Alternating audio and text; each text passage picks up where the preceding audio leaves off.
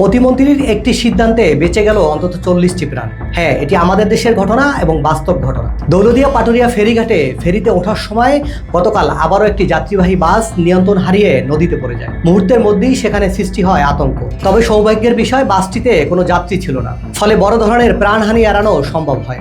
কিন্তু কয়েকদিন আগের ঘটনাটি ছিল ভিন্ন। একইভাবে ফেরিতে ওঠার সময় আরেকটি বাস নিয়ন্ত্রণ হারিয়ে নদীতে পড়ে গেলে বাসের ভেতরে থাকা অন্তত 40 জনের বেশি যাত্রীর প্রাণ হারায়। সেই মর্মান্তিক দুর্ঘটনা পুরো দেশকে শোকাহত করেছিল।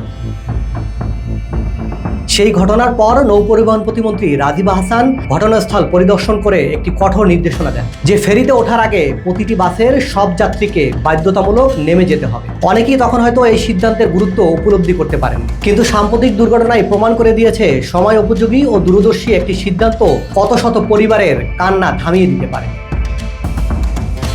যদি বাসটিতে যাত্রীরা থাকতেন তাহলে আবারও ঘটতে পারত একটি ভয়াবহ ট্র্যাজেডি। অনেক সময় একটি সঠিক সিদ্ধান্ত শুধু প্রশাসনিক পদক্ষেপ নয়, সেটি হয়ে ওঠে অসংখ্য মানুষের জীবন রক্ষার ঢাল। আর দৌলতদিয়ায় সাম্প্রতিক ঘটনাটি বাস্তবতারই একটি বড় উদাহরণ।